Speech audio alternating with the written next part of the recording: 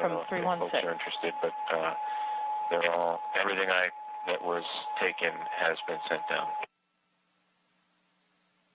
That's a good readback.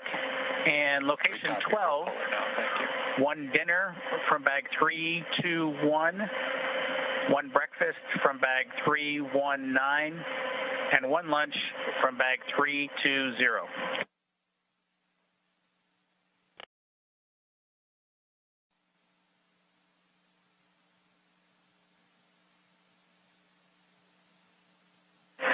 That's correct, Anna. We've finished eating.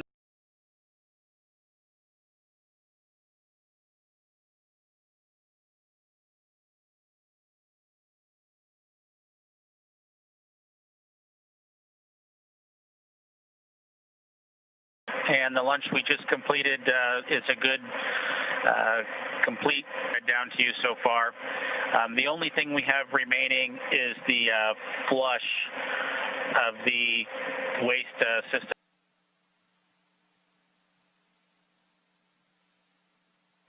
Okay, with that, that's the extent of our inventory. All else is per the packing plan. Copy all else.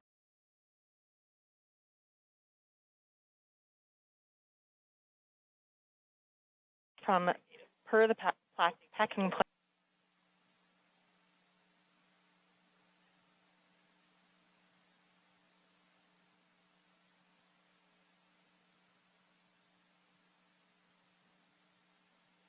This is Mission Control Houston. You've seen Chris Cassidy, International Space Station Commander, do much of the setup, but he does have two crew members on board, both Russian cosmonauts next to him right now.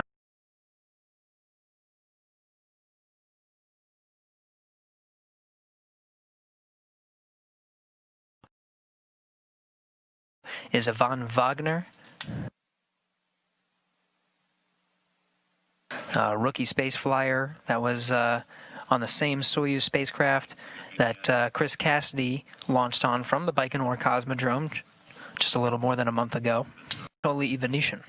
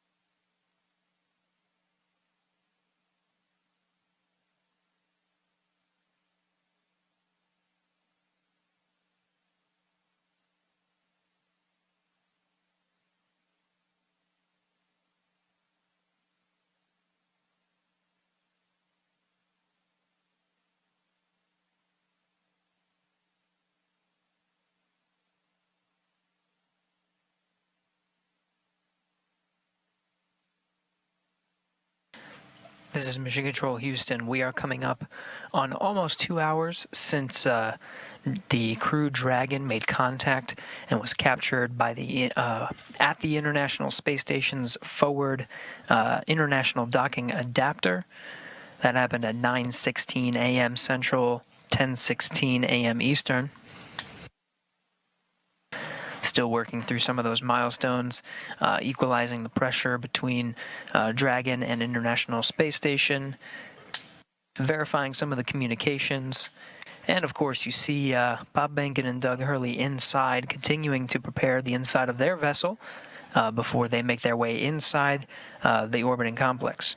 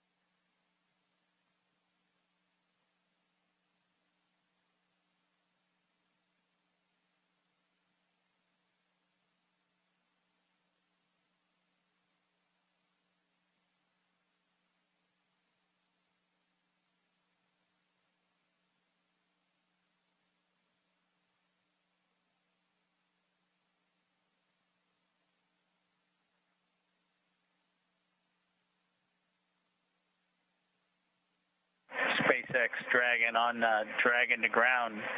Do you mind taking the cameras down for just a few minutes here? We will put that in work and let you know when it's done.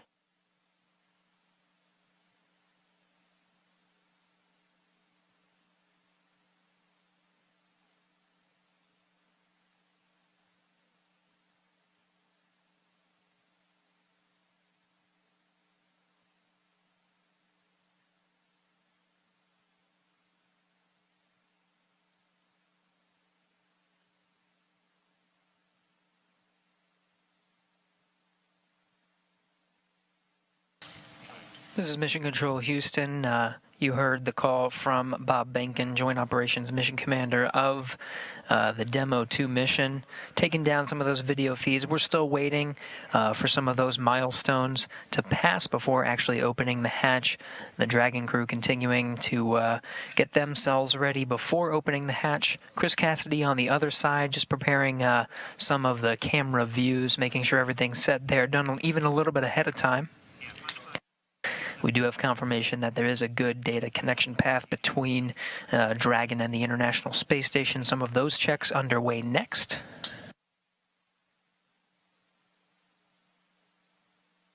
Coming up on 2 hours since docking at 9:16 a.m. Central, 10:16 a.m. Eastern.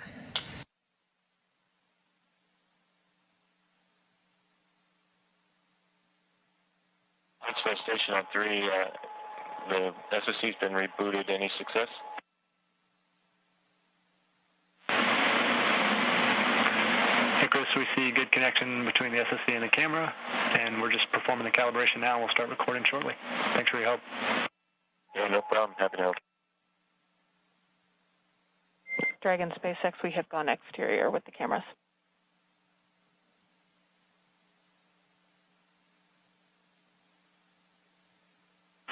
Dragon copy, thanks.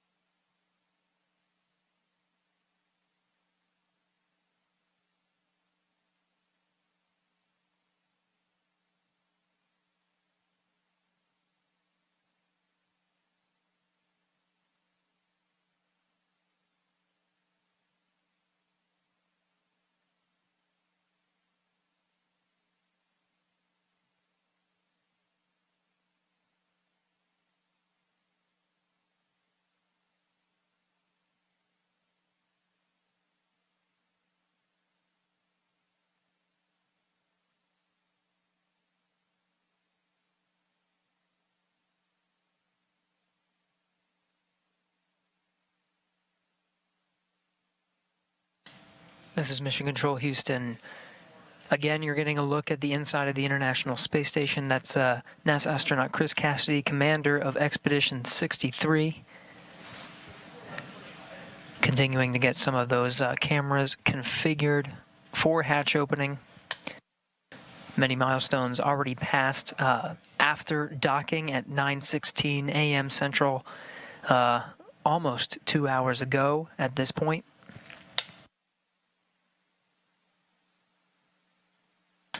At the time of docking, the International Space Station was on Russian thrusters. After contact and capture, was moved over to control moment gyro, stabilization and attitude control. Now back to its standard configuration of thrusters and control moment gyros. After an umbilical connecting Dragon to the International Space Station was established, we did get confirmation of good power flowing from the International Space Station to Dragon. Dragon now relying on station power. We did get confirmation of good data transmission. And of course, the teams here on the ground, both here in Houston and in Hawthorne, troubleshooting some of the communication to make sure that is ready to go prior to hatch opening. Pressurization between International Space Station and Dragon brought up to the same pressure, 14.7, the same we would find here on Earth. Leak checks are next to confirm the pressure is stabilized between the two vehicles.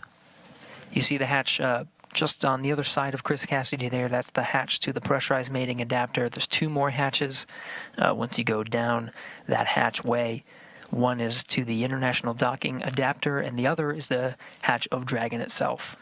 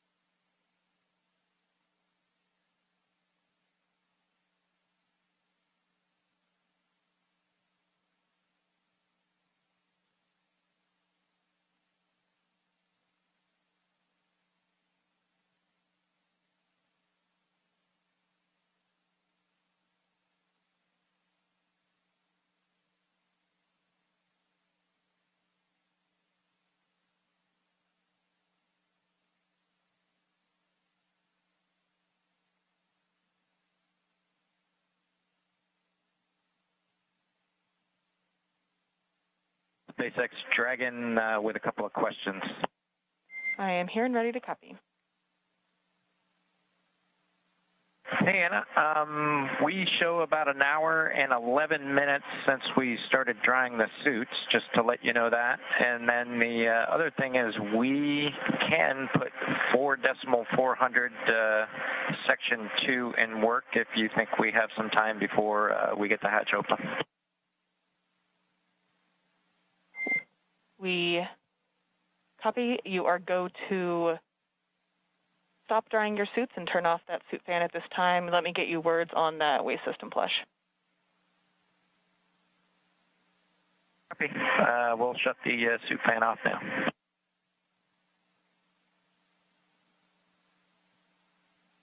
In Dragon SpaceX, we are about a half hour prior to hatch open, so you are go to do that waste system flush if that sounds good to you at this time.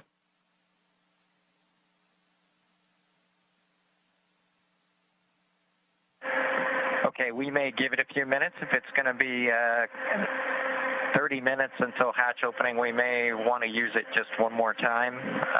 So, yeah, we may hold off for another 10 minutes or so. But let us know if anything changes. Otherwise, we'll do it then. Totally reasonable. Sounds like a good plan. Thanks. And Dragon, Houston on Dragon 2 ground. We're still working comm issues. We're going to take down the big loop now. We'll maintain you on Dragon to ground. We'll call you when we have hardline back in place. Stand by 1 second. Chris. Dragon copies, Houston. Thanks. Go ahead, Chris. Sorry, I was talking to Dragon. Yeah, no problem. Hey, I'm just looking ahead at the PAO event, and I know it says video through the node 2 and space to ground 2 up and down. It would only take me about 1 minute to change back over to the encoder and go do comm the normal way that we do PAO events, if that's something that's preferred. It really is super fast, and I can get you that way in that config real quick if you need it. Later. Copy, Chris. Yeah, copy. Thanks for that. We'll offer it up, and I'll let you know if we want to go that way. Copy. Obviously not urgent or important, just throwing it out there.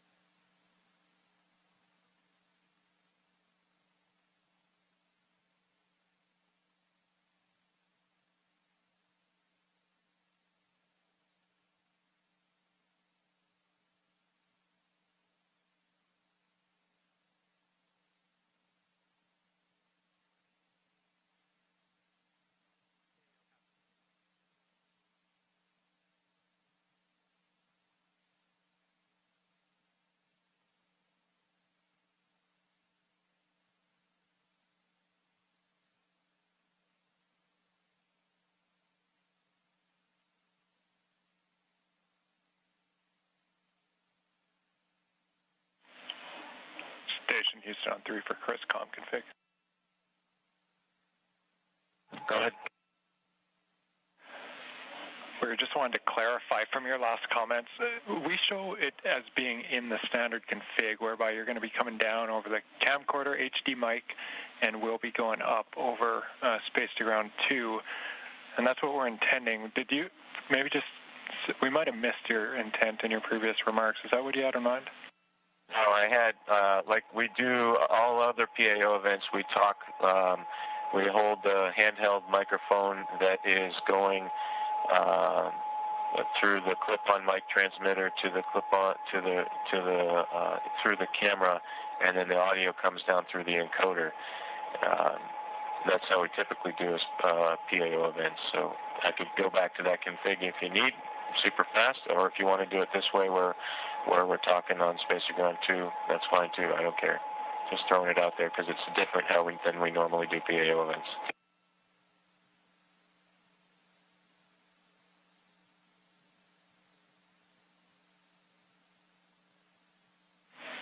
Standby.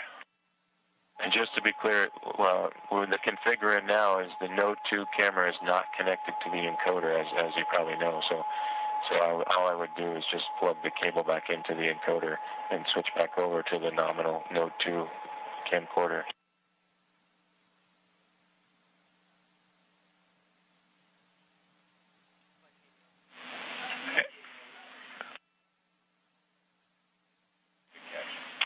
And Chris, that is clear. The camera needs to be plugged into the encoder. So what you're saying is what we need. We don't know where it got swapped up, but the camera should definitely be plugged into the encoder, and audio is coming down via that encoder.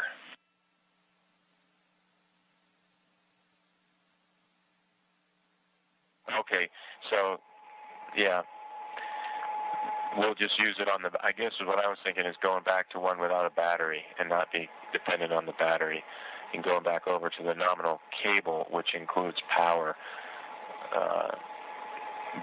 I just get a little leery about relying on these batteries. Copy. We have Photo TV online, so we're talking to them on the phone right now. Stand by one.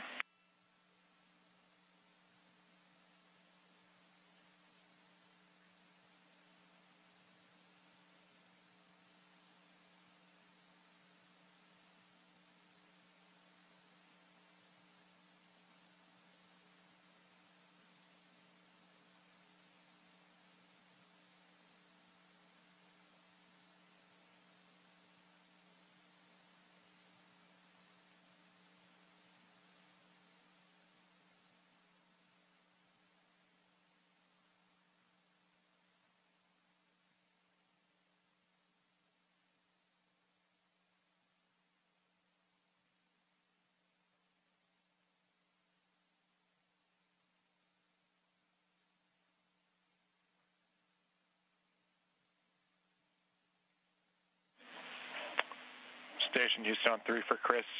Microphone and the free float camera both connected to the encoder. Does that clear it up?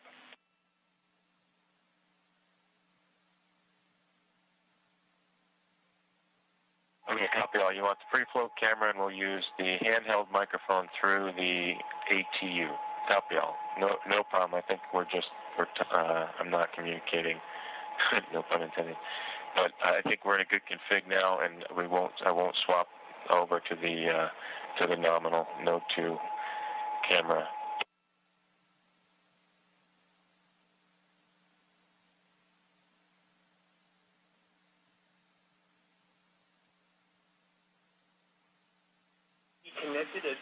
Stand by, Chris.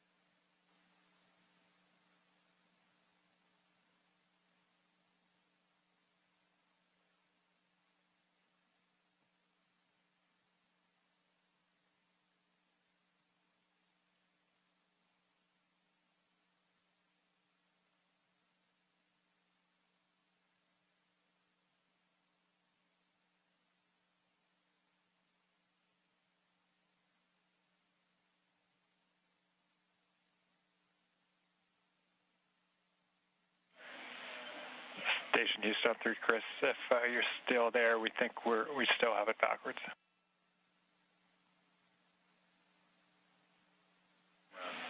So I see you look. Yeah, I see in the video now. So we still have PAO on the line. Sorry for the confusion, but I think this much is clear. This morning, we moved cameras, we swapped the cameras that were connected to the encoder. What we want now, we're getting video from the free float camera through the encoder, so that's good. We're seeing it right now. What we need, just relaying here, is your lapel mic. That has to go through that new free float camera, so that your mic connects to the free float camera, and then that audio comes down through the encoder. Does that make sense? That's the config it's in right now, and that's all perfect. The only benefit, I guess, I didn't initially make it clear, is if I switch back to the normal cable and the normal camera, we're not dependent on a battery power on the camera. I just am worried that throughout this whole event, we're gonna that all of a sudden the battery's gonna go out. I go back to the normal. SpaceX Dragon on Dragon to ground.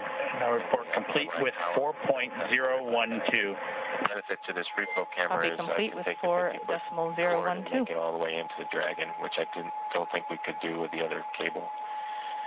So my thought was, after we do all of the ingress stuff and we switch gears to the PAO ceremony where we're standing right in front of the hatch, we could have actual power to the camera. But it's really no big deal. What I'll do is I have got a couple batteries on standby, and I'll just make sure there's a fresh battery right before we start that PAO event. Okay, Chris, sorry it took so long, but I'm 100% with you, and copy 100% on the battery concern. The word we're getting here is we would like to run it in the config that it's in right now. We copy all on the battery config. Great idea to have a few spares nearby, but we think it's going to last throughout the whole event. Okay, copy all.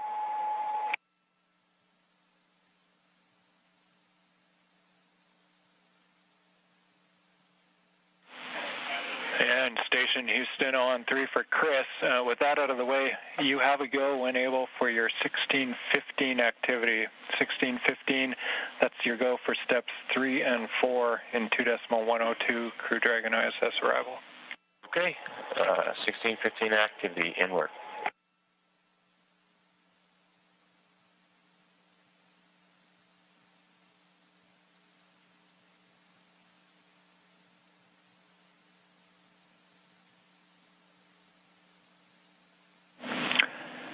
Endeavour, Houston calling on hardline for a voice check.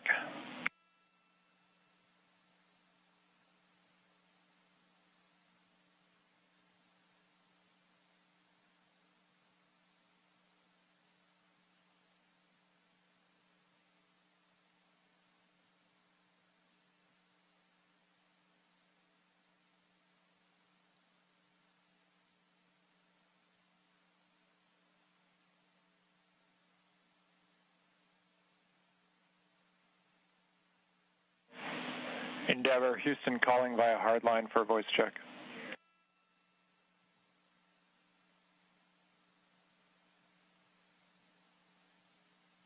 Loud and clear, how was? Hey, Endeavour, Houston, we have you loud and clear on hardline.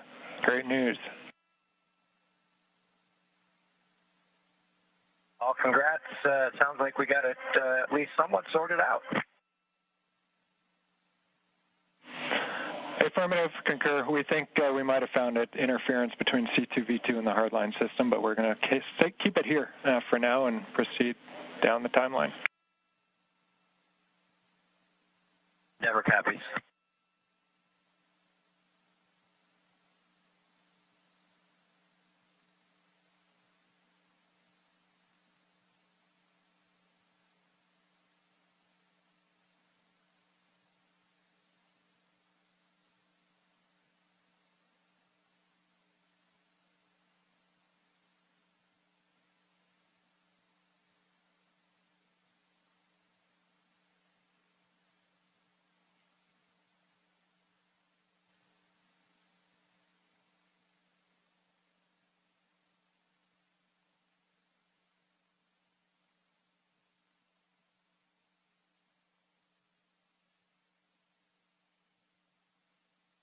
Houston on 3, hey, can you back me up on the PDT? Will do, we're checking.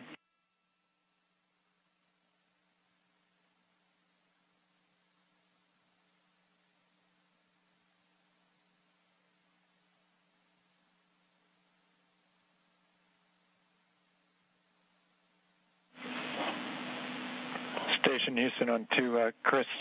TPT is good. You're going to continue. Copy, thank you.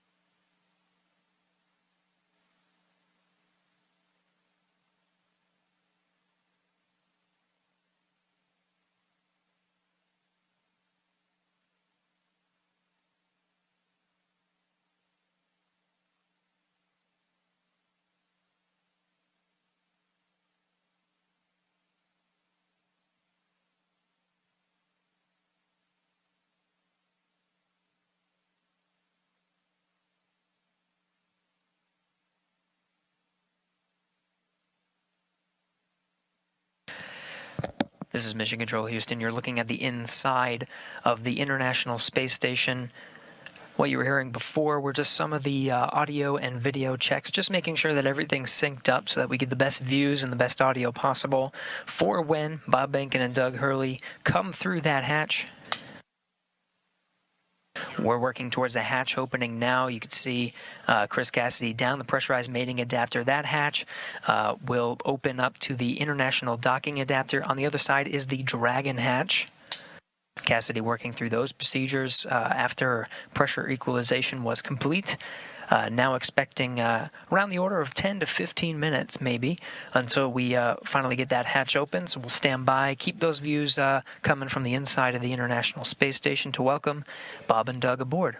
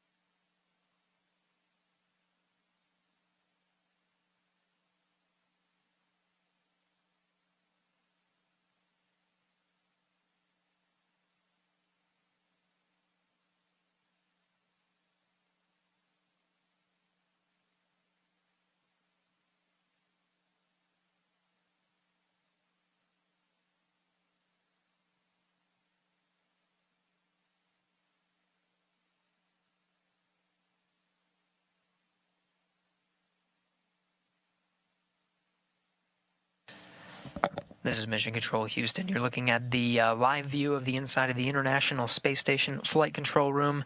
The team here, Orbit 2 team, led by Flight Director Scoville, is working through the intricate process of making sure everything is ready to open the hatch and welcome Bob Behnken and Doug Hurley aboard the International Space Station. It's been a journey so far to get to this point. More than 2 hours ago, made contact and capture with the International Space Station was the Dragon vehicle, the Crew Dragon vehicle, with Bob Behnken and Doug Hurley aboard, 9:16 a.m. Central, 10:16 a.m. Eastern. Dragon FM voice check. How do you read me? Counting. 121. 30-minute timer that you gave us a little bit earlier. 124. 125. Here, and then give you a go to come back on board.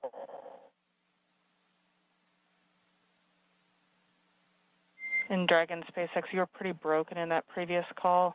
Here's some stations with the ground too. I don't hear Dragon.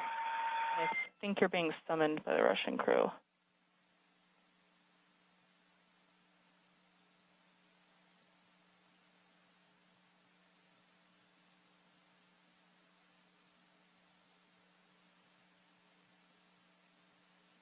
In Dragon SpaceX, I was told to proceed with you. Can you please repeat your last?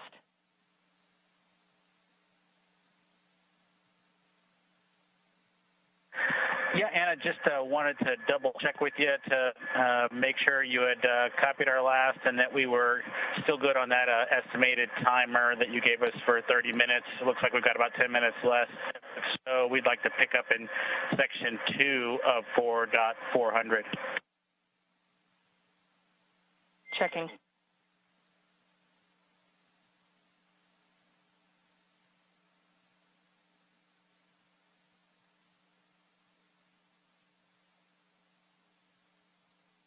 This is Mission Control Houston. Chris Cassidy opens the hatch to the International Docking Adapter, 11:37 a.m. Central Time.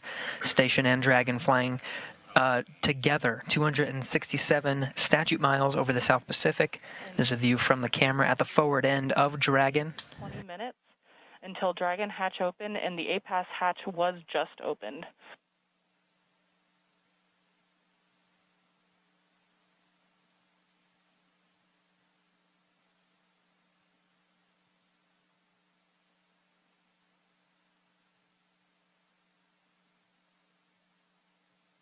Again, 11:37 a.m. Central. The hatch to the International Docking Adapter was open. You see Chris Cassidy there poking his head in. That's the camera at the forward end of the Dragon. Now only one hatch separating Bob Behnken, Doug Hurley from Chris Cassidy, who you're seeing here from those Dragon views. Expected time to open that hatch is about 20 minutes from now.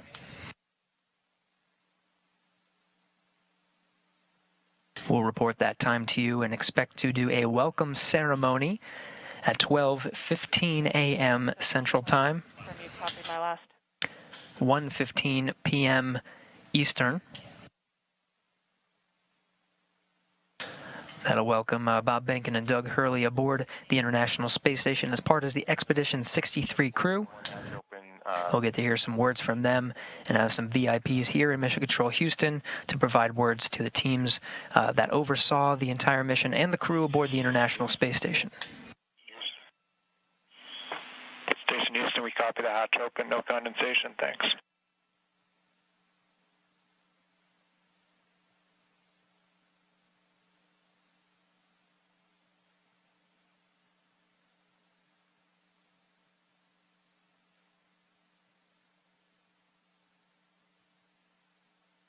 Dragon SpaceX on Dragon to ground, comm check.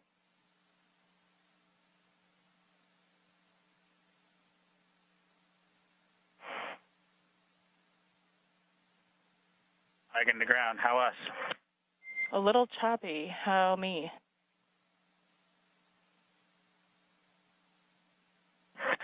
You are loud and clear.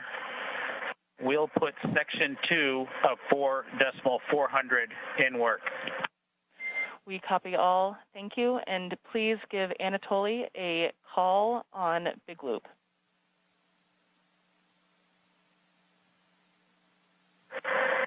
Okay, we'll call Anatoly on the Big Loop, and I'd also like to report 2 bottles of water consumed from location 9, bag 204. Location 9, bag 204, and to confirm that was for the waste system flush.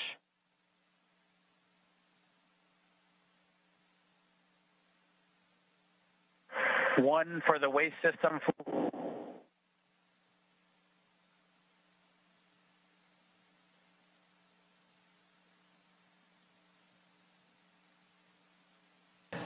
Chris Cassidy removing that target from the A-Pass hatch docking interface. Dragon, com check on the big loop for Anatoly from Endeavour.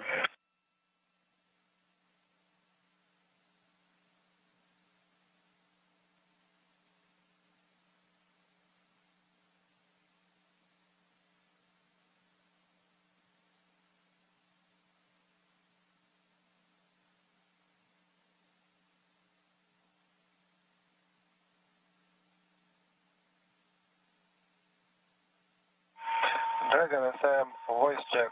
How do you read me? Counting 121, 122, 123, 124, 125. Anatoly, Endeavour has you loud and clear. How copy?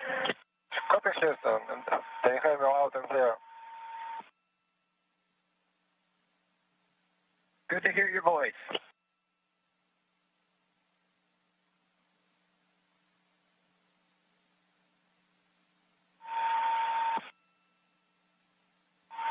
Dragon FM, how do you read me? Loud and clear. Yeah, okay. See you soon. Turning the electric system.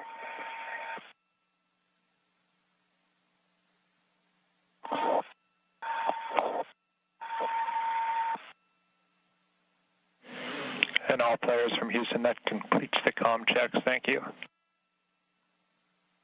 Copy. Okay.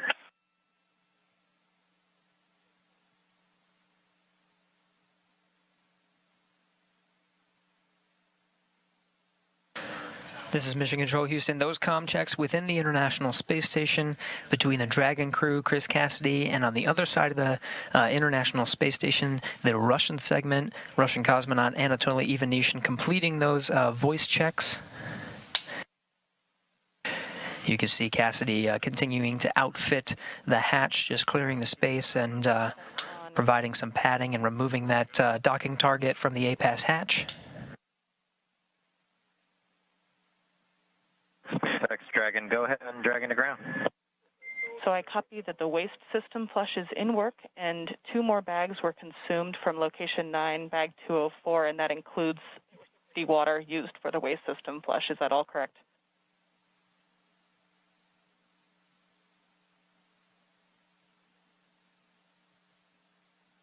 From bag 204, one of which Bob is in the process of consuming, and the other will be for the waste flush. That is correct. Perfect. Thanks for clarifying. And secondly, do we have your permission to come back on board with video? Negative. We're going to need about 2 minutes. We're just wrapping up ops here right now. Copy. 2 more minutes. We will await your confirmation.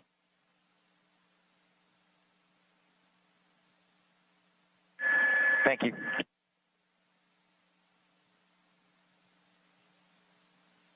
Still getting views from the infrared camera that's located right at the center of the Dragon hatch, looking at Chris Cassidy, International Space Station Commander, outfitting that hatch, getting ready for Bob and Doug to arrive. You're hearing communications over Dragon to ground. That was Bob Behnken and Doug Hurley on the other side of that hatch, inside the crew Dragon vehicle, finishing up their operations on the inside for that hatch opening, expected in about 10 to 15 minutes.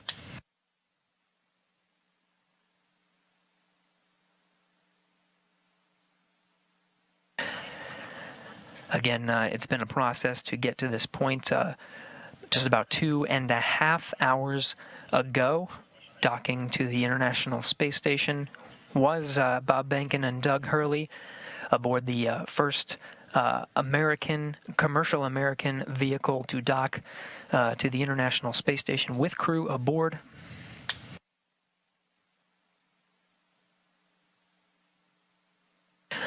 Again, we're expecting about 10 to 15 minutes to open up that hatch One more hatch separating Bob Behnken and Doug Hurley from the inside of the International Space Station. Still looking at Cassidy doing some of the prep work for that hatch. We'll get some great views that Cassidy set up over the past few hours to capture this historic moment today. Be sure to stay tuned in at 12:15 p.m. Central Time, 1:15 p.m. Eastern. We'll start a welcome ceremony officially welcoming Bob Behnken and Doug Hurley aboard the International Space Station to join the Expedition 63 crew.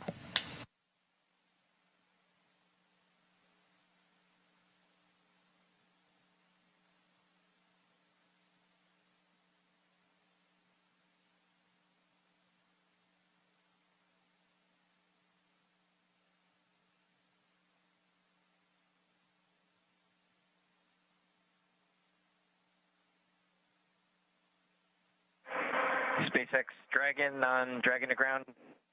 Go ahead.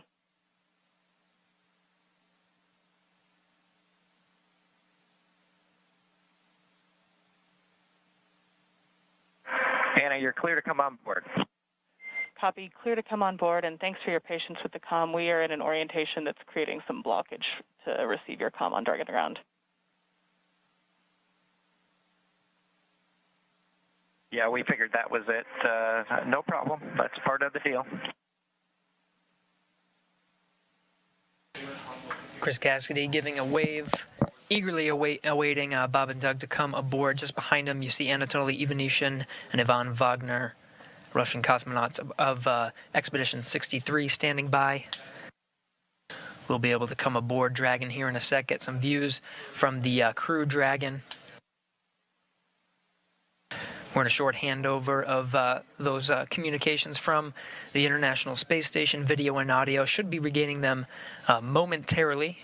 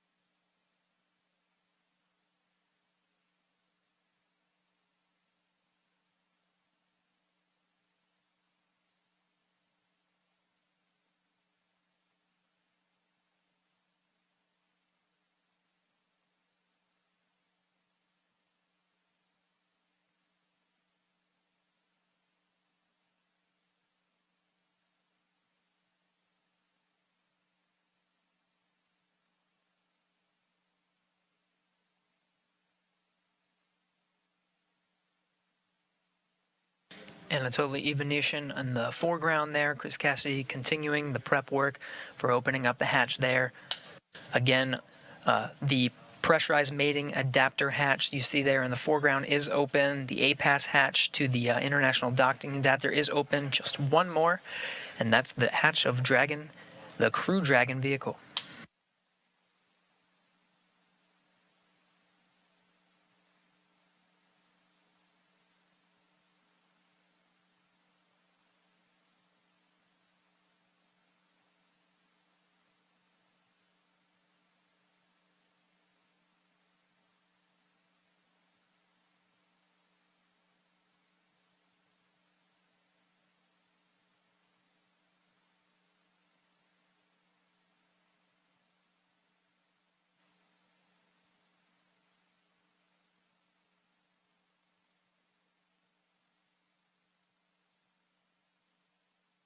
Houston Station, space to ground 2.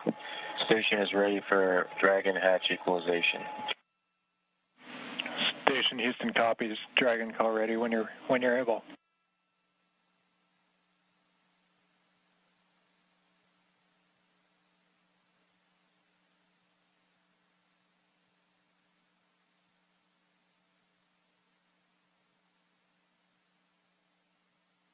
Houston, Dragon, go ahead. And Dragon, Houston, just looking to confirm that you're ready for hatch equalization.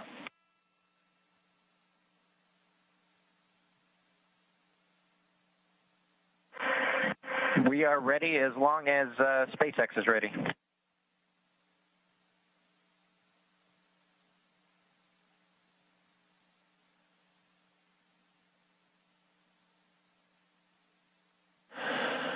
Okay, Station and Endeavour, stand by for equalization. We're putting it in work. Expected equalization time, 4 minutes.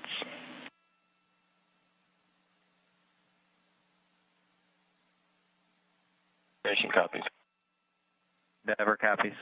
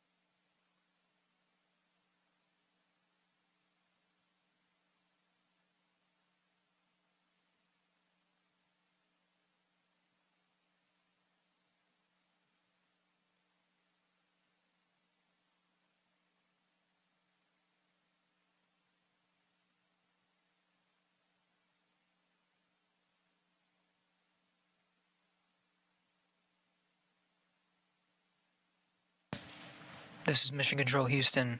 We're continuing to equalize the pressure of that last hatch.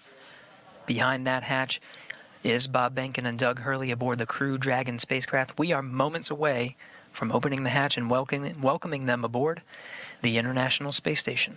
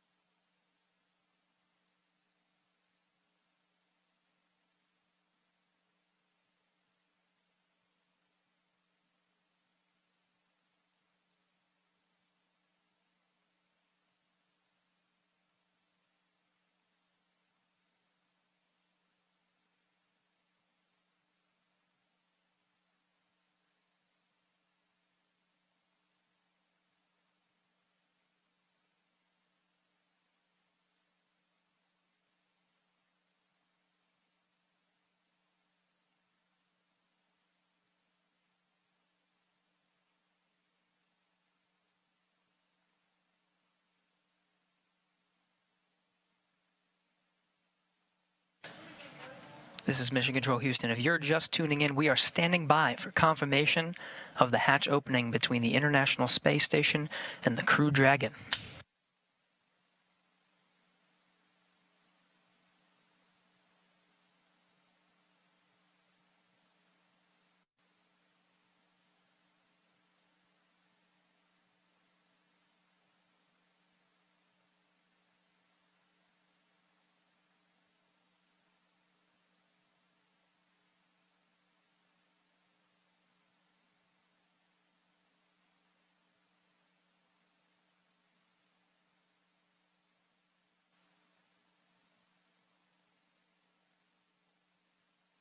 There's the hatch to the Crew Dragon.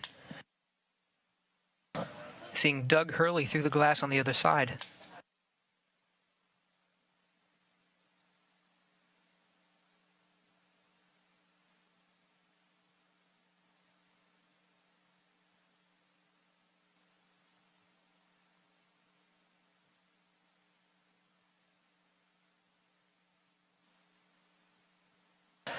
And there's Bob Benkin.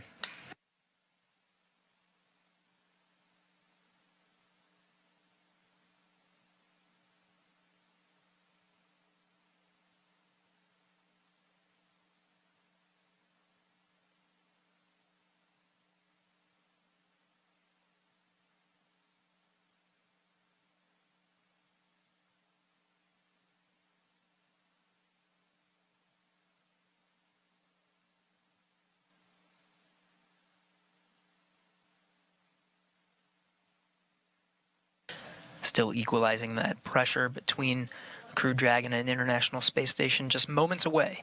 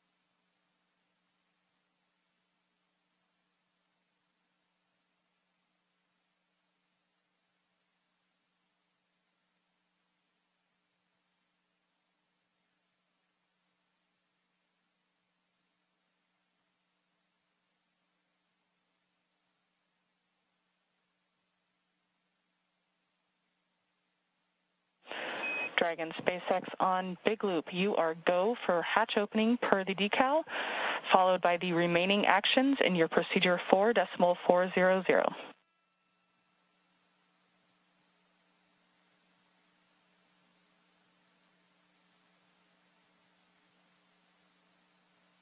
Dragon copies, go for hatch opening and remaining steps in 4.400.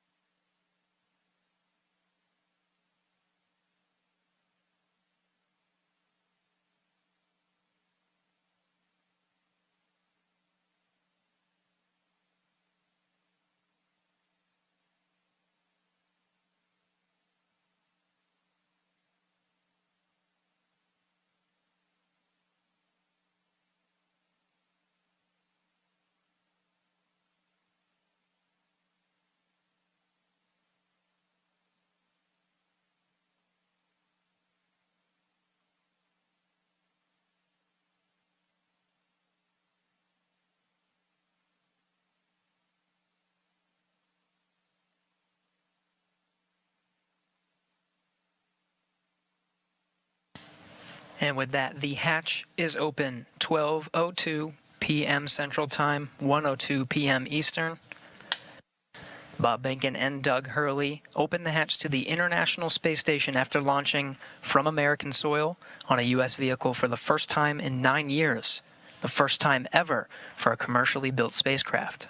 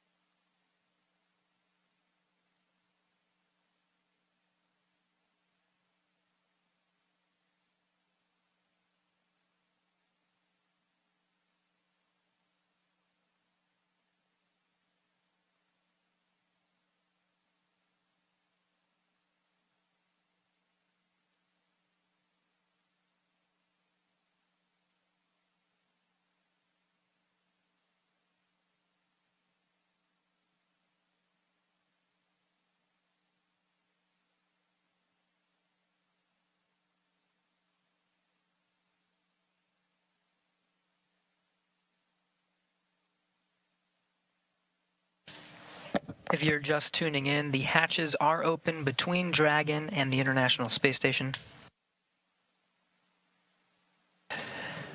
International Space Station Commander Chris Cassidy now talking with Doug Hurley and Bob Behnken aboard the Crew Dragon spacecraft. That hatch open at 12:02 p.m. Central, 1:02 p.m. Eastern.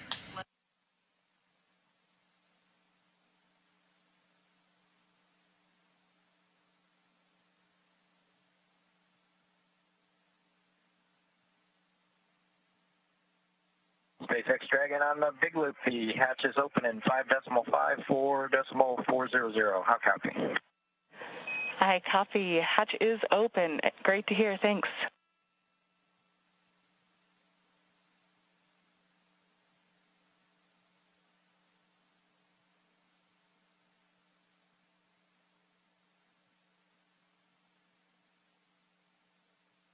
And SpaceX Dragon in 5.9, we're going to exit out of 4.400 and transition to 2.102 Crew Dragon ISS arrival through the hatch opening. I copy. With that, I understand you are complete with 4.400 and will follow along with you as you transition to the ISS procedure.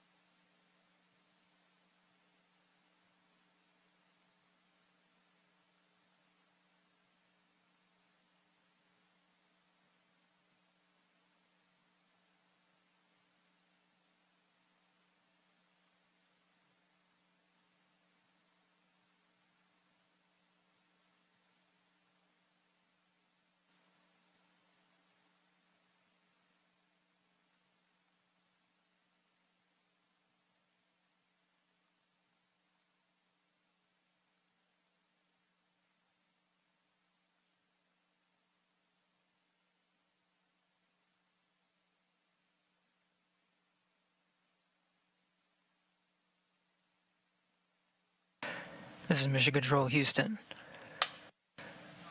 The crew of Demo 2 just performing a few closeout duties. The hatches are open. They were open 12:02 p.m. Central Time. We're moments away from the Dragon crew aboard Demo 2 to enter the International Space Station.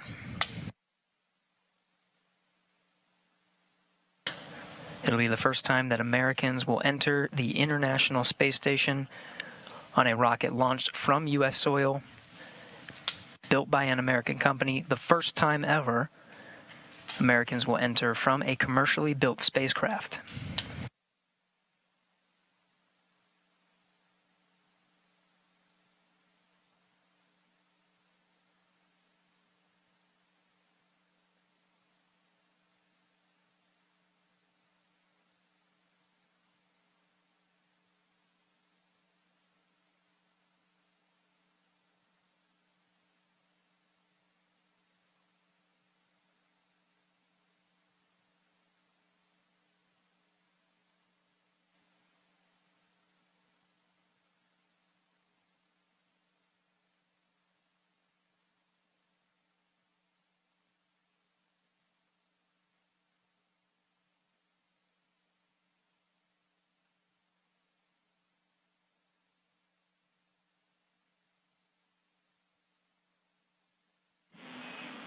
Station Houston on Space Ground 2 for Chris.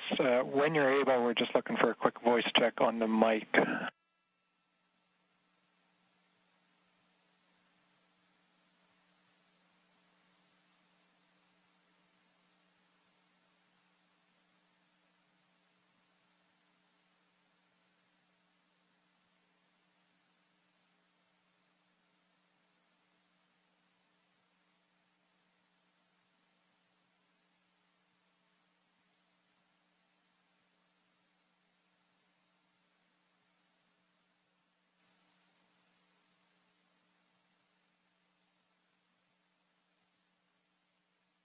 Station Space Ground 2, go ahead. Chris, we were hoping we could voice check the mic just before starting the PAO event.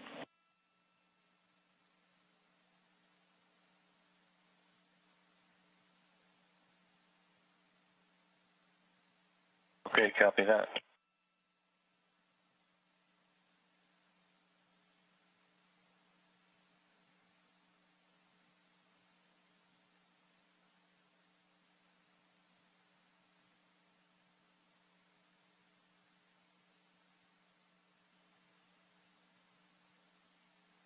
Houston Dragon on the big loop in step 6.1 of 2.102. IMV duct installation is complete. Go for IMV fan activation. Houston copies, go for IMV fan activation, that's in work.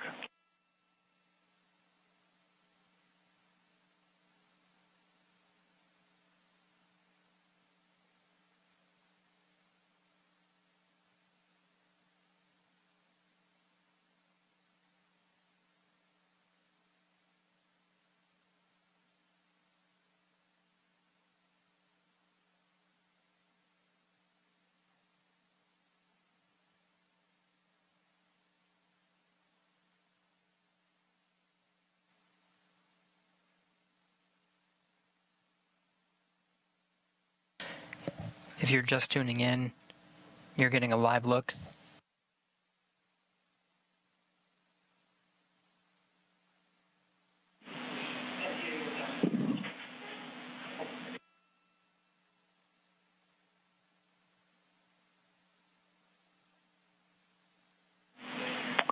Station Houston on two things. Chris, we did hear you over the PAO side of things. That was a good voice check. We might ask you for one more.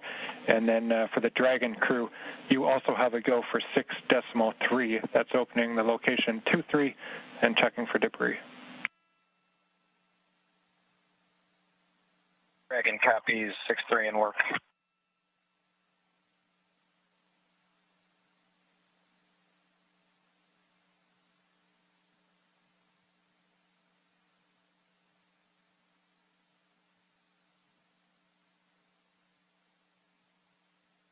If you're just tuning in, you're getting a live look.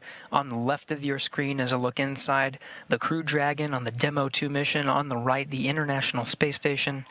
Bob Benkin. Dragon on the big loop. We are ready for 6.4 and section 4 of the LIO instructions.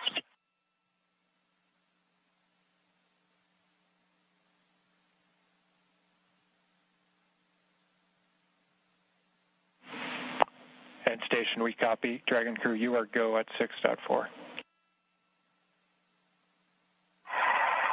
In work.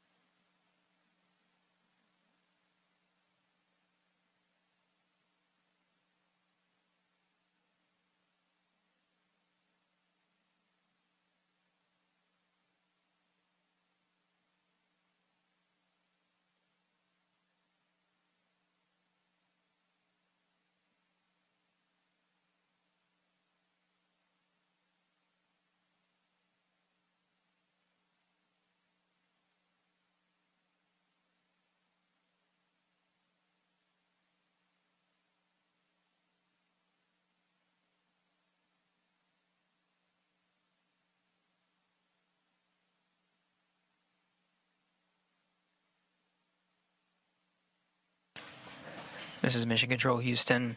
You're getting a live look at the inside of the International Space Station, losing video communication from the International Space Station. It will only be momentary. We'll have those views back to see Bob Behnken and Doug Hurley enter the International Space Station. When they do, it'll be the first time that humans will enter through this hatch for the first time in 9 years.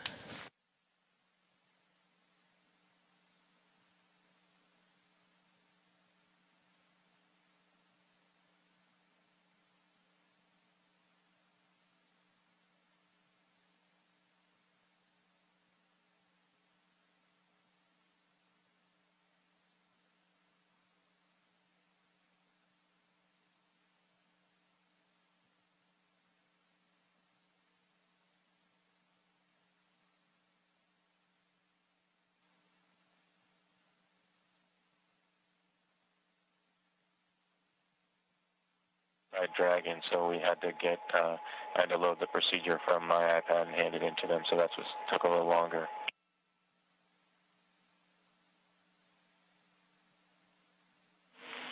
We copy, Chris.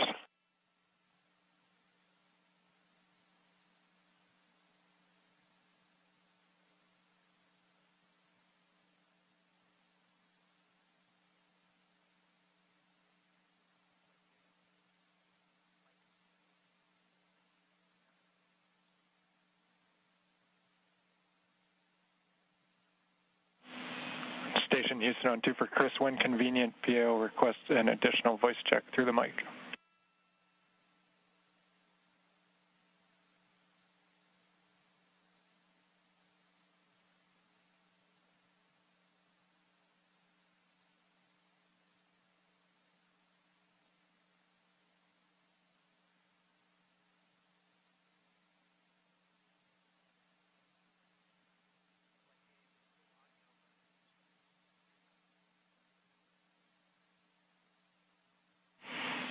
And Chris, we're not hearing you in MCC. We are apparently getting it through to PAO. Just stand by.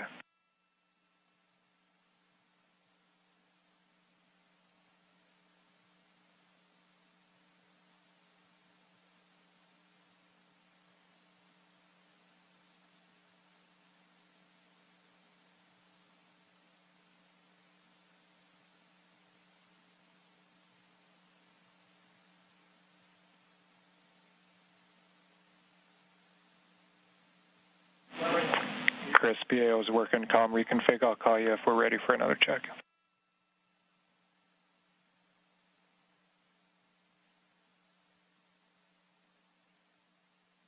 Houston and SpaceX Endeavour in 6.5 LIO cartridge is sealed and installed. SpaceX copies.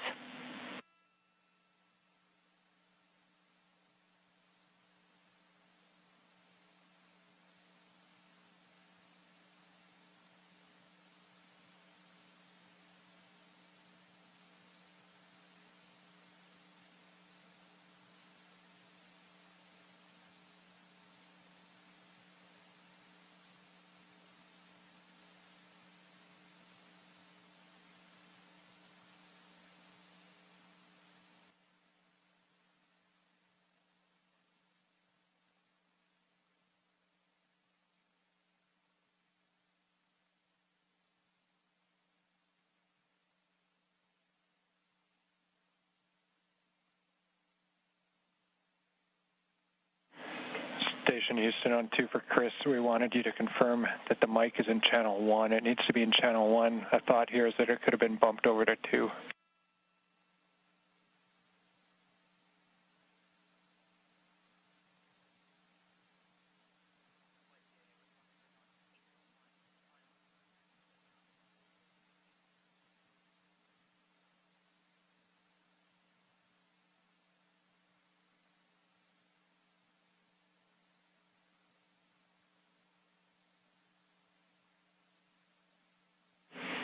And Chris, we see you trying. We're still not hearing you in MCC. We're working on it.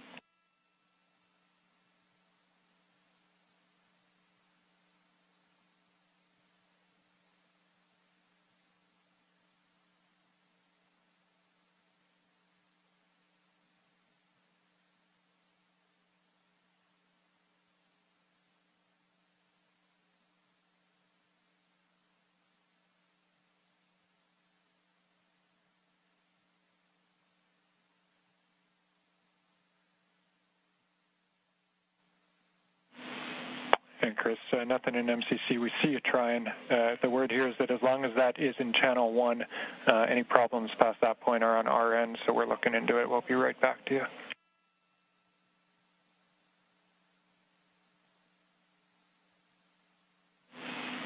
Station Houston, we're ready for another voice check through the mic.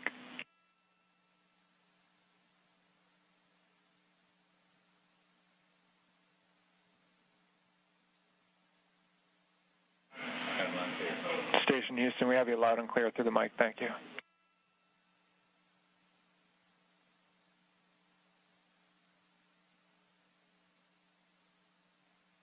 SpaceX Dragon on the big loop in 7.1.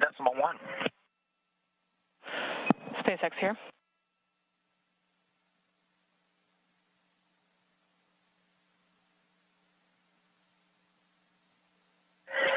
Okay, Anna, in 7.1, it appears that the AVV inner Bravo is open, as well as the PPRV ISO valve.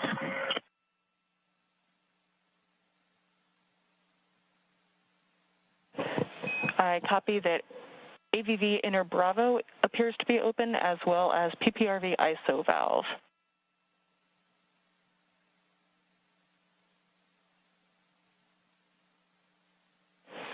Go ahead and cycle them to close if you're good with that call. Yes, we are good with that call and appreciate the status. Thank you.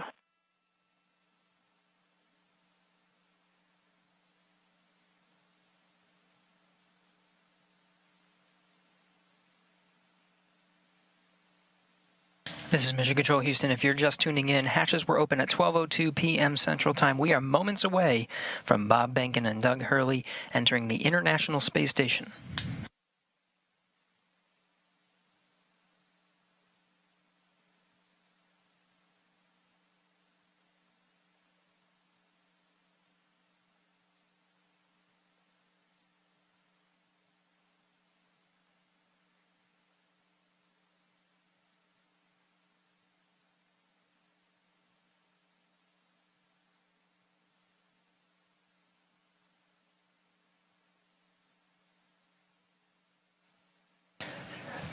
Again, this is Mission Control Houston, moments away from Bob and Doug entering the International Space Station. Shortly after they enter, we will conduct a welcome ceremony. There will be VIPs here in Mission Control Houston, Ficker 1. Looks like they're all closed visually now. We are in 8.3 for both SpaceX and Houston. Dragon arrival configuration is complete.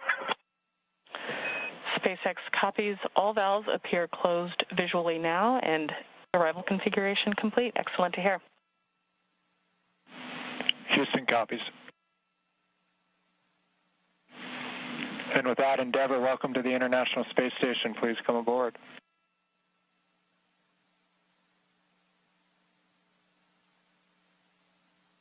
Endeavour copies with pleasure. We'll be there in a second.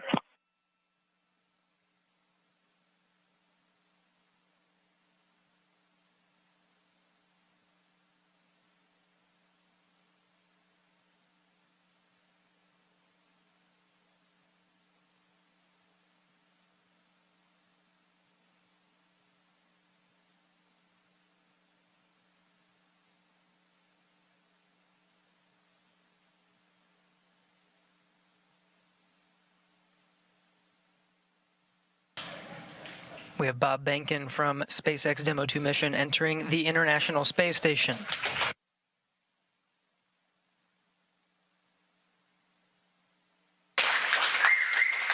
Followed by Doug Hurley.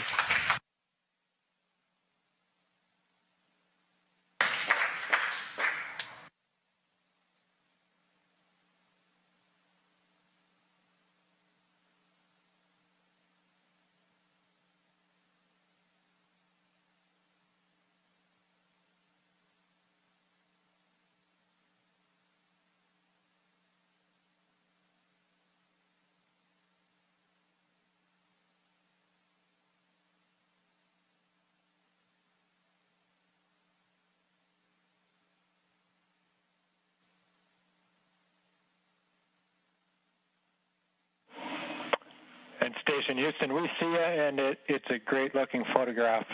So thanks for that. Stand by one. We'll call you when we're ready for the event in the next few seconds. Got a whole bunch of very happy and grateful people making their way into MCC right now.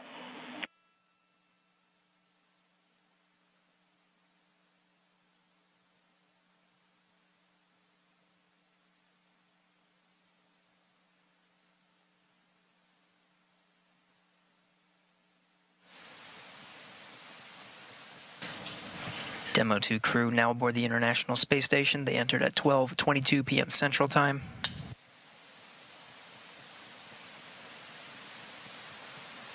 The station at the time was 262 statute miles over Turkmenistan.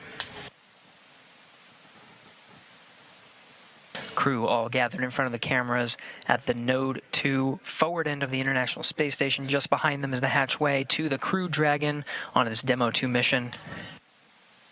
We're standing by for a welcome ceremony. We'll have VIPs here in Mission Control Houston ready to greet the crew.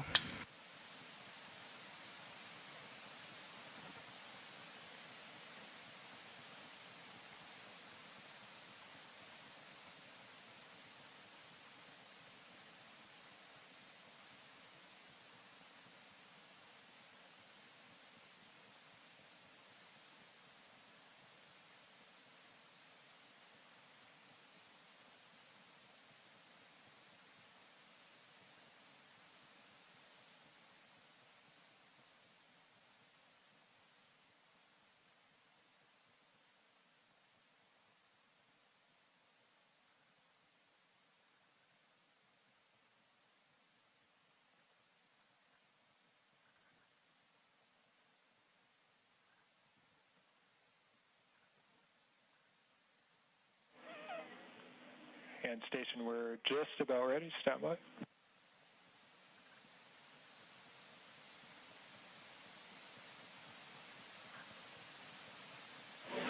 All right, station, it's Houston on Space to Ground 2. Confirm that you are ready for the event. Houston, this station, we are ready for the event.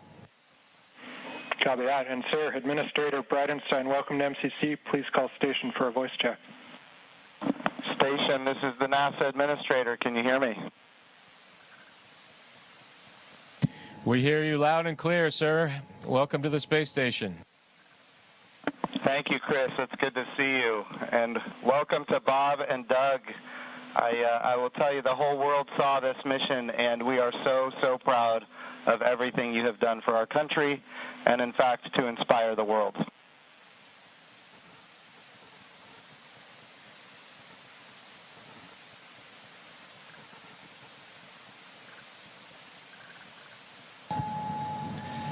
We sure appreciate that, sir. It's obviously been our honor to be just a small part of this. We have to give credit to SpaceX, the Commercial Crew Program, and of course NASA.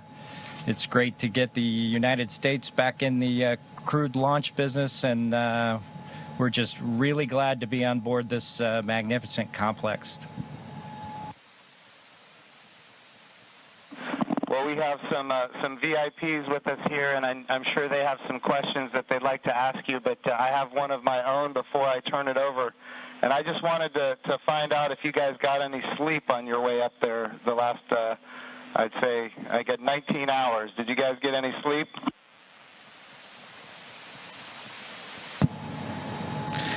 Yeah, I think a lot of folks in Hawthorne were asking the same question, sir, but we did get probably a good 7 hours or so opportunity for sleep, and I did succeed at sleep, and Doug did as well. So the first night is always a little bit of a challenge, but the Dragon was a slick vehicle, and we had good airflow, and so we had a excellent evening, and just excited to be back in low Earth orbit again.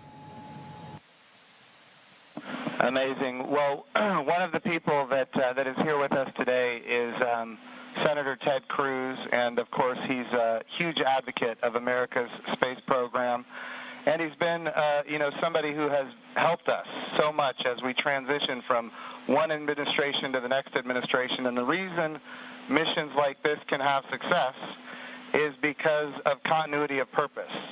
And Senator Ted Cruz was a leader on a bill called the the NASA Transition Authorization Act. And because of that, we have had a lot of political support, and we're very grateful for his leadership. Senator Cruz, would you like to say a few words? Well, congratulations, gentlemen. The eyes of the world are upon you, and everyone is proud of you. All of America is watching you, and today and yesterday represent big, big days. We're looking at a decade since we've had American astronauts launched on an American ship from American soil. And I can tell you, I sat with my wife and kids in our living room watching on TV yesterday, and I suspect we did what just about everyone watching did, including both of you, which is held our breath as it took off. And we're glad to see you've landed safely. We're glad to see you've docked. And so let me ask you, that Dragon is an amazing vehicle. How does she handle?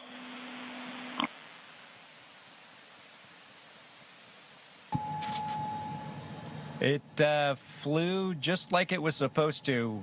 It was we had a couple opportunities to take it out for a spin, so to speak, once after we got into orbit last night, and again today about 20 minutes before we docked. And my compliments to the folks back at Hawthorne and SpaceX for how well it flew. It is exactly like the simulator, and we couldn't be happier about the performance of the vehicle.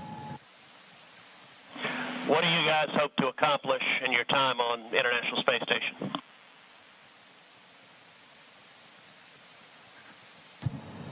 Well, while we're on board the space station, of course, with the new spacecraft, we do hope to put her through her paces, and so the good ship Endeavour is going to get a lot of checkout over the next week or two here, and hopefully we'll be able to declare her operational, and Doug and I will be able to take some burden off of Chris and his crewmates, Ivan and Anatoly, so that we can keep the space station operating at its peak possibilities. So we're looking forward to contributing any way that we can, and like I said, trying to keep space station as productive as possible. As a country, we're in the midst of a tough week. We're seeing protests, we're seeing a lot of anger, we're seeing violence. And I have to say, this launch and y'all's docking is a powerful inspiration of what we can do when we come together, of the power of unity, the power of ingenuity. And so I guess the last question I would ask you is since you have the opportunity to address, in particular, all the young people in America, what would you tell them in terms of what we can do when we can come together?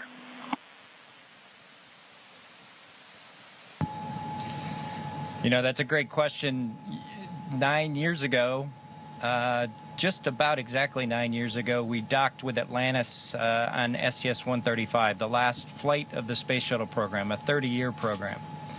And folks at SpaceX, folks at NASA, the Commercial Crew Program put their heads together and worked diligently year after year, making sacrifices, working hard. And then 9 years later, American launch capability was restored, and this is just one effort that we can show for the ages in this dark time that we've had over the past several months to kind of inspire especially the young people in the United States to reach for these lofty goals and work hard and look what you can accomplish.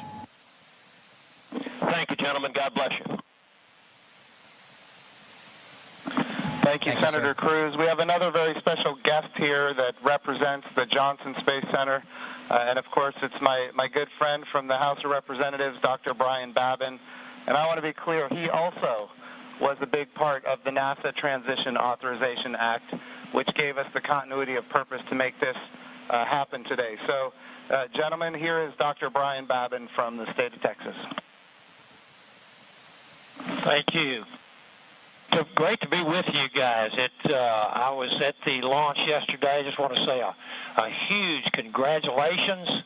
And, you know, there was a thunderstorm that blew in about 30 minutes or 45 minutes or so before liftoff. and it was in doubt there for a minute, but it was just an enormous achievement. I just want to say thank you for you guys.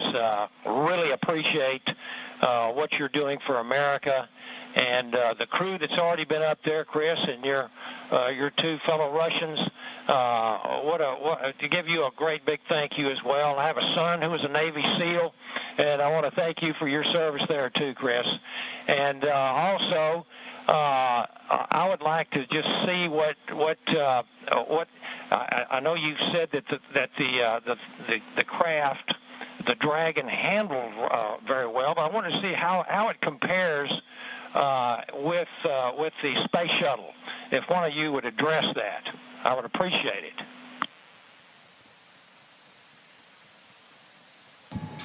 Well, thank you, sir. It certainly has been a long endeavor for us and our namesake spacecraft. We're proud to have her on board the International Space Station after all that the teams around the country and across America have done to get us here today. As far as a comparison with the space shuttle, both Doug and I took a few minutes while we were accomplishing the approach and docking to, in our spare time, talk a little bit about it. We were surprised a little bit at how smooth things were off the pad. The space shuttle is a pretty rough ride heading into orbit with the solid rocket boosters. And our expectation was, as we continued with the flight into second stage, that things would basically get a lot smoother than the space shuttle did. But Dragon was huffing and puffing all the way into orbit, and we were definitely driving or riding a Dragon all the way up. And so it was not quite the same ride, the smooth ride, as the space shuttle was up to MECO. A little bit less G's, but a little bit more alive is probably the best way I would describe it. Anything else, Doug? No? Sounds good. Bob, what is MECO?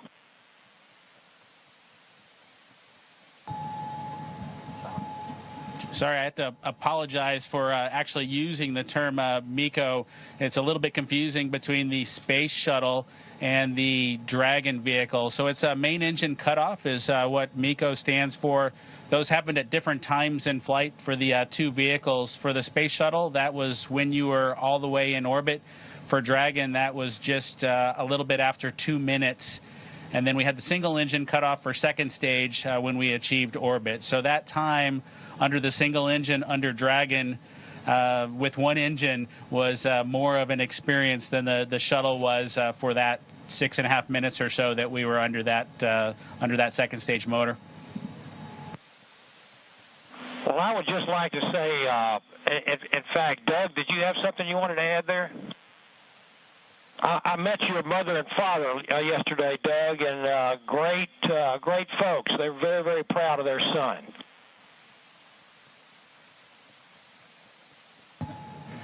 Yeah, that's pretty cool.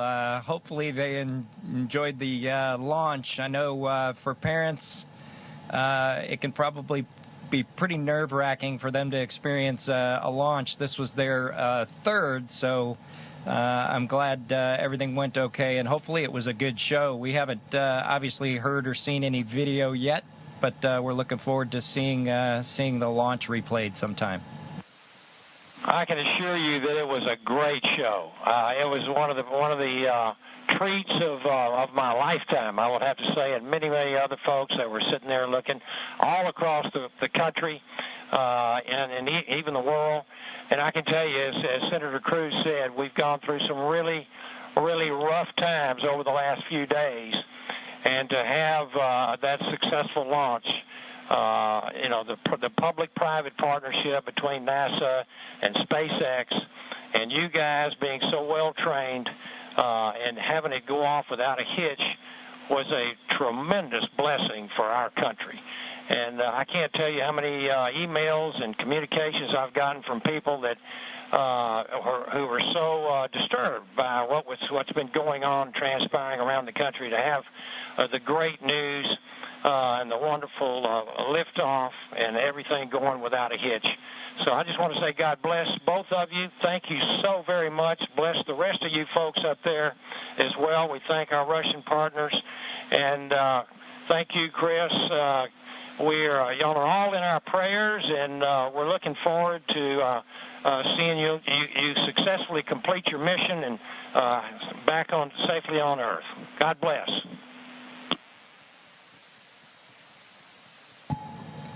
Thank you very much.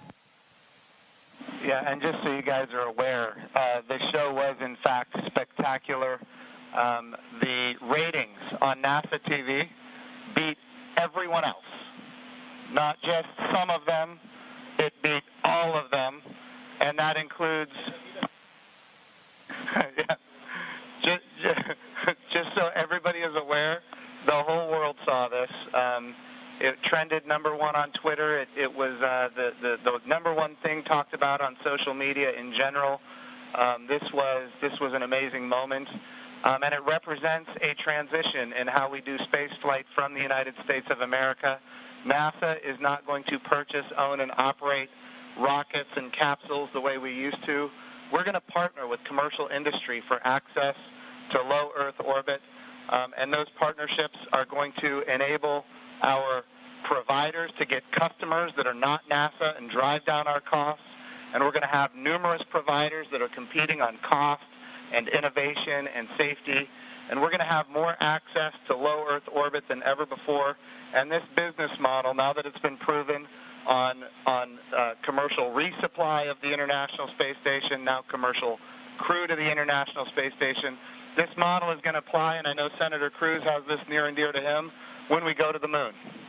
And of course, when we go to the moon, it's going to be done because of the great people here at the Johnson Space Center and so many other centers across the United States of America. But when we go to the moon, we're going to land on the surface of the moon with commercial landers.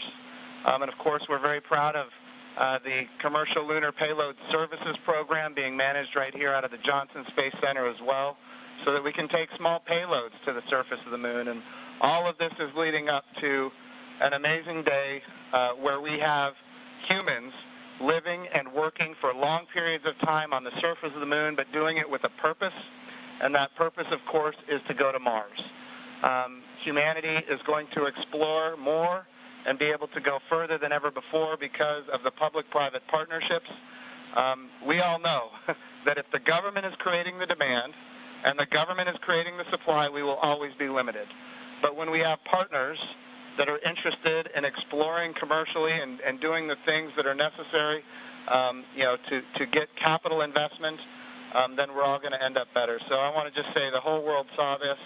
This is a new era in human space flight, and we are so grateful for the service of not just our 2 astronauts that embarked on this mission, but the 100,000-plus people that participate in it, in this mission, everything from the suppliers to the main contractors, to the NASA team, the SpaceX team.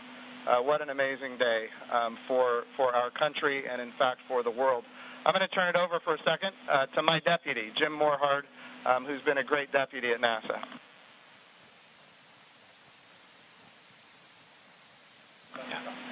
Gentlemen, congratulations. You know, Jim's mentioned going to the moon, and yesterday and today, one, you've inspired the Artemis generation, which is our next generation. And that's what this is about. It's really bringing the children that we've got and our grandchildren forward, so they'll be the ones that are going into deep space. This is the dawn of a new era, and we just thank you for being at the beginning of it. Thank you so much. It was absolutely our pleasure, but it's just a huge team effort across the board from SpaceX to NASA that made this all happen. We were just the lucky guys that got to fly the rocket yesterday. I have a question for Chris Cassidy. You know, our crew here decided to be about 3 days late. You got to work them overtime, I presume, now to get them caught up on all the activities that they missed out on. Any plans for them? Cleaning. Well, the day they missed out on was a good one for them to skip. It was Saturday house cleaning, but I took care of it for them. We'll catch up next weekend. But in all seriousness, we've got a few things to take care of tonight. Make sure we're all safe and we know the plan in case something bad happens. And then we're looking forward to some operational stuff later in the month. Maybe we'll get outside and do some spacewalks. And our efforts in these coming weeks will be in that effort. So we're all super excited to have 2 more crewmates to the Expedition 63 team. Awesome. And of course, here in Houston, this is the home of the Astronaut office, and the Johnson Space Center is led by Mark Geyer, and I'm going to turn it over to Mark for a few comments. Thank you, Jim. Hey, it's great to see all of you there. Good to see you, Bob and Doug. I know we talked a few days ago. You look a little taller than I remember you. And but I also want to thank Anatoly and Iman and of course Chris for what you guys have been doing since you all arrived. And I know there's been a ton to do, and you've been really busy, and I appreciate that. So I also like this visual of our international partnership. We have had a tremendous partnership with Roscosmos, and we will continue to do so. But it is nice to see crew arrive from this side of the space station. So that was pretty cool after 9 years. I did have one question for Chris, though. What might you do to ensure that Bob and Doug stay longer? Do you have any strategy there?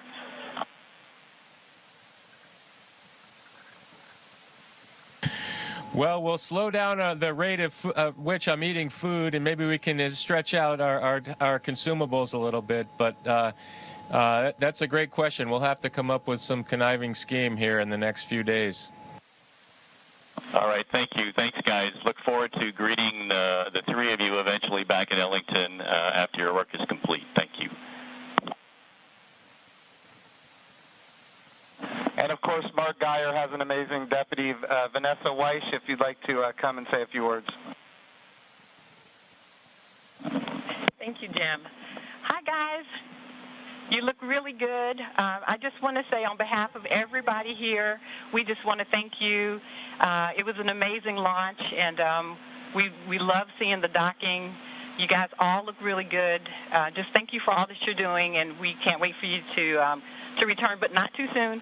Station wants you to get a lot of work done, so looking forward to all of that. But thank you, and God bless. Thank you, Vanessa. We appreciate that. All right, we also have with us Steve Jerzik, who is the Associate Administrator for the agency. For people who don't know what that is, that, of course, is the Chief Operating Officer of the agency. But he also ran the flight readiness review for this mission. He did really an amazing job, and I can't say enough about his leadership at the agency. Steve, if you'd like to say a few words, ask a few questions. Hey guys, it is just great to see you all on the station. I can't tell you how my adrenaline shut down when you guys opened the hatch. I've just been on edge ever since yesterday, and the weather cleared. I can't tell you how great it's been to see you on station.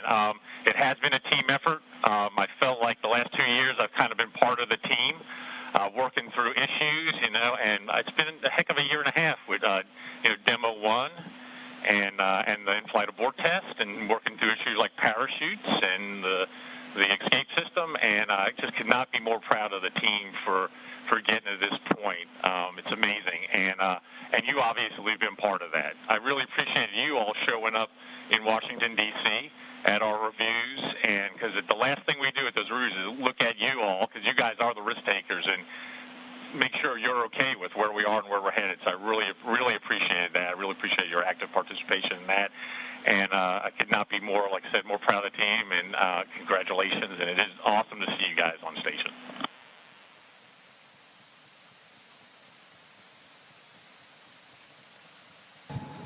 Well, thank you, sir. We're just proud to be a part of the team that got to bring spaceflight back to the Florida coast. I appreciated the comment earlier that it was nice to see a vehicle come to the forward portion of the space station. But I'll tell you what, that's the only way Doug and I know how to do it. So thanks to the team for providing it to happen our way. We appreciate that. Well, Bob and Doug, just so you're aware, I'm being given the wrap signal. Doug, did you have something to say before we wrap it up here? Oh, no, sir. We're just happy to be here, and Chris is going to put us to work, and hopefully we will fit in and not mess too many things up. I have no doubt that you guys are going to do amazing work. I just want you to know the president came to the launch and the vice president came to the launch. About half the cabinet was at the launch. We had members of Congress and members of the Senate from both sides of the aisle. And this was an amazing moment of unity for the nation. It was an amazing moment for the whole world to look up. In the midst of the coronavirus pandemic and some other challenges, we were able to have this very, very special moment where we could all look at the future and say that things are going to be brighter tomorrow than they are today. And you and the NASA team and the SpaceX team gave us that opportunity, and for that we are so, so grateful. I would also be remiss as the NASA administrator if I didn't promote what comes next. And of course, this is the beginning. We are now launching to low Earth orbit again, but we will soon be going to the moon. We will be going to the moon sustainably with commercial partners and international partners. We're going to use the resources of the moon to learn how to live and work for long periods of time. Ultimately, we're going to take all of that knowledge and we're going to go to Mars. And of course, this time when we go to the moon, we go with a very diverse, highly qualified astronaut corps that includes women, which is why we call the program Artemis, named after the twin sister of Apollo, and she, in Greek mythology, was the goddess of the moon. This is the beginning. There is so much more to come, and I'm glad that our representatives of the Johnson Space Center are here because we're going to be asking them to fund this project. And what an amazing day that you guys have given us. So thank you from not just me and the people here, but from the United States of America and people all around the world. I'm more popular on Twitter than I've ever been, and it's because of you guys. Thank you.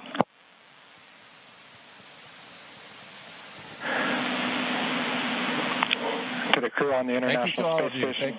Thank you very much. Hey, Chris, we ask that you just hold your position for a few minutes. There's, of course, a number of photos we'd like to take. And then a quick note for those down here in the room. To Senator Cruz, Congressman Bobbin, Administrator Bridenstine, Director Geyer, and all of our distinguished visitors, thank you for your participation in today's historic event, and thank you for the leadership that has enabled it.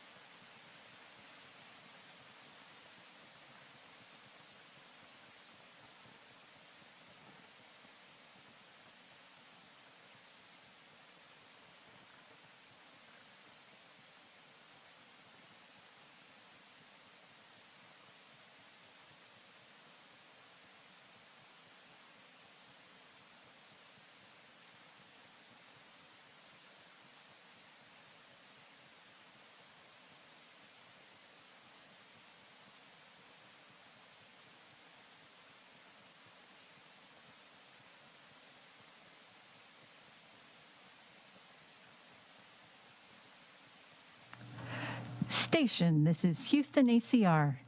Thank you. That concludes our event as we count down to 20 continuous years of humans living and working on the International Space Station.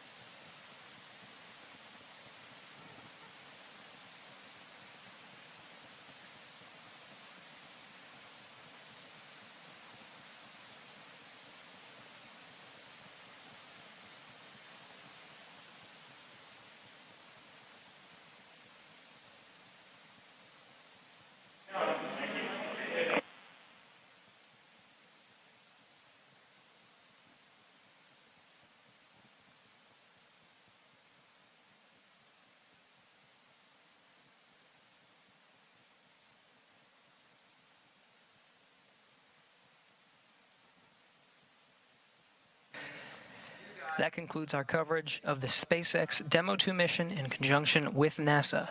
On behalf of all the teams that participated in this mission, from Hawthorne to Houston to Mission Control to the Kennedy Space Center, this is Mission Control Houston.